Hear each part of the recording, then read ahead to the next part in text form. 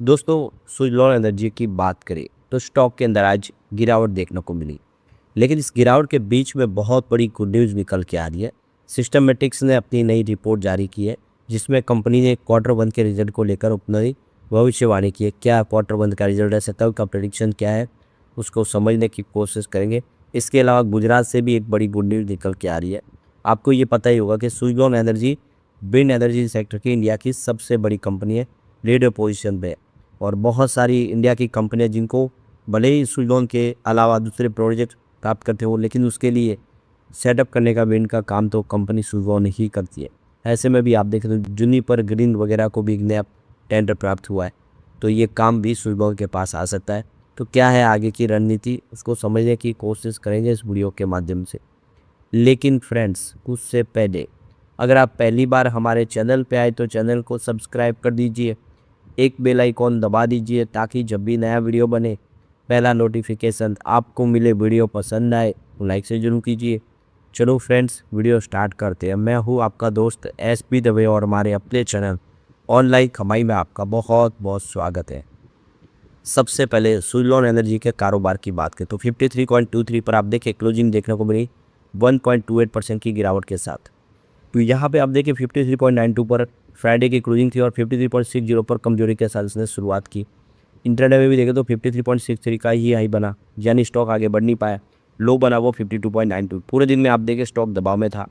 यहाँ पे खरीदारी उतनी देखने को नहीं मिली क्योंकि इस समय बाजार कमज़ोर है, इस वजह से लोग थोड़ा बाजार से दूर है और भी क्वार्टर वन आने वाला उसका इंतजार किया जा रहा है।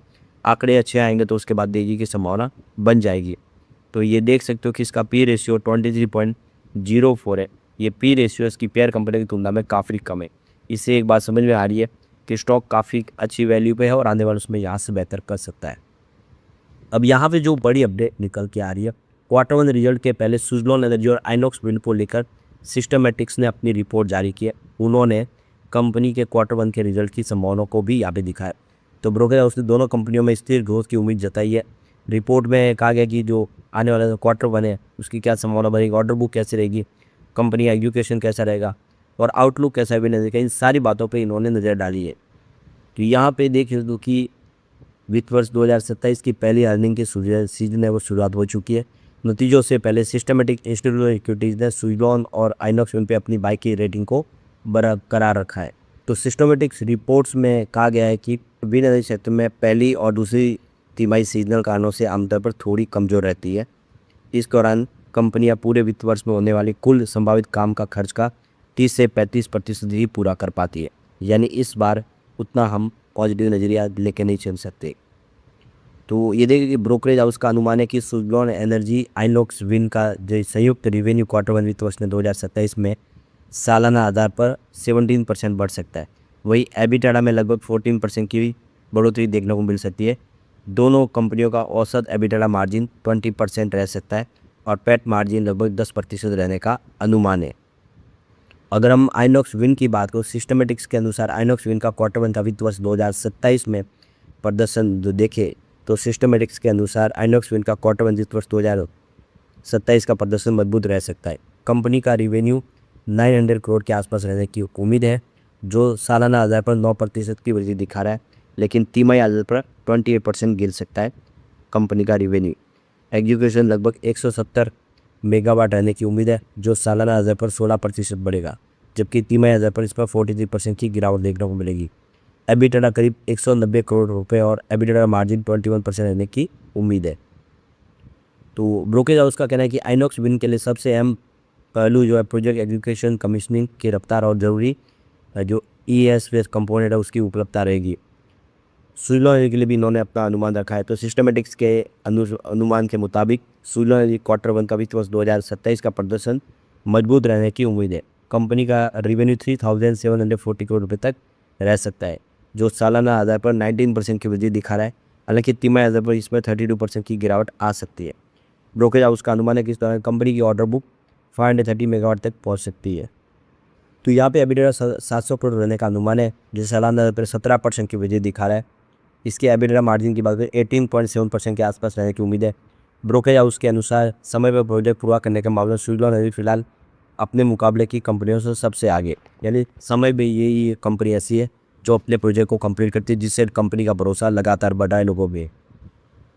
अब यहाँ पे देखिए रिपोर्ट के मुताबिक वित्त वर्ष 2027 में अब तक सुजलॉन एनर्जी को करीब 700 मेगावाट के नए ऑर्डर प्राप्त हो चुके हैं।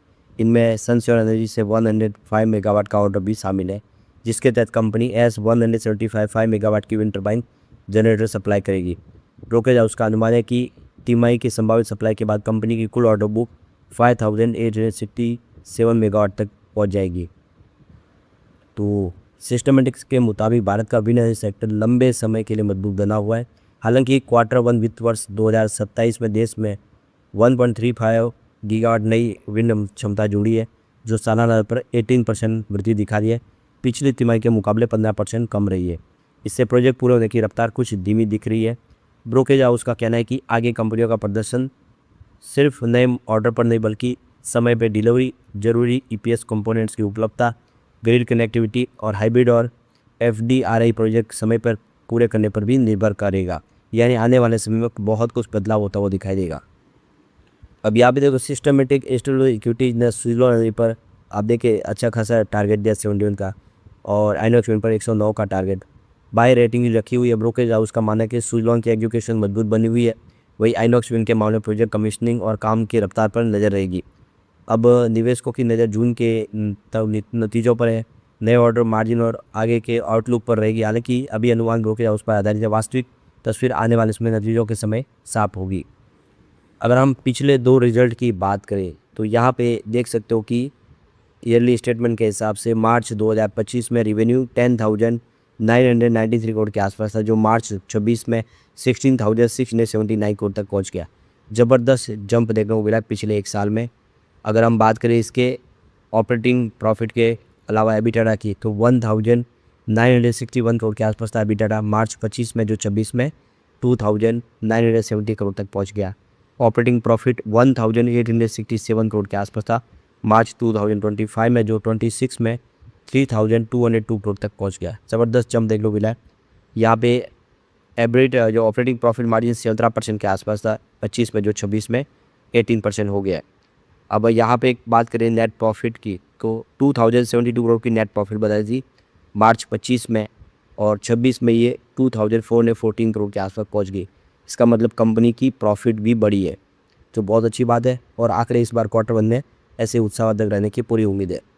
यहाँ पे जो बड़ी अपडेट निकल के आ रही है, गुजरात ऊर्जा विकास निगम लिमिटेड ने अपने 250 मेगावाट के विंड ऑक्शन की ऐलान कर दिया। तो कंपनी ने यहाँ पे देखो कि NLC इंडिया रिन्यूएबल एनर्जी को 100 मेगावाट का प्रोजेक्ट दिया है, जबकि यहाँ पे देख सकते हो कि जूनिपर ग्रीन एनर्जी और पावरिका विंड को 50-50 मेगावाट के ऑर्डर मिले हैं। तो 3 कंपनियों को ये ऑर्डर प्राप्त हुए, और इसका जो टैरिफ है वो 3.51 पर किलोवाट के हिसाब से है। तो और दूसरा जो रिमेनिंग 50 मेगावाट का टैरिफ है वो 3.52 पर किलोवाट के हिसाब से। तो ये देखिए पावर परचेस एग्रीमेंट हो चुका है, और आने वाले समय ये टेंडर के माध्यम से जब कंपनी की प्रक्रिया पूरी होगी, तो अब देख सकते हो कि जूनिपर विंड एनर्जी ऑलरेडी इनके क्लाइंट है, तो उसके लिए विंड टर्बाइन इंस्टॉल करने का काम भी कंपनी करती है।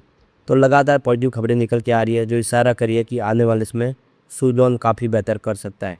तो देखिए सरकारी कंपनियां हैं, जो स्टेट गवर्नमेंट है, वो अब ग्रीन एनर्जी को प्रमोट कर रहे हैं। ऐसे में आने वाले समय विंड एनर्जी सेक्टर कमाल कर सकता है। लेकिन फ्रेंड्स, कोई भी इन्वेस्टमेंट करने से पहले अपने फाइनेंशियल एडवाइजर से एडवाइस ले ले, या अपना खुद का रिसर्च करें, क्योंकि मैंने वीडियो आपके एजुकेशनल पर्पज़ के लिए ही बनाया। वीडियो पसंद आए तो लाइक शेयर कीजिए और चैनल को सब्सक्राइब कर दीजिए। Thank you friends.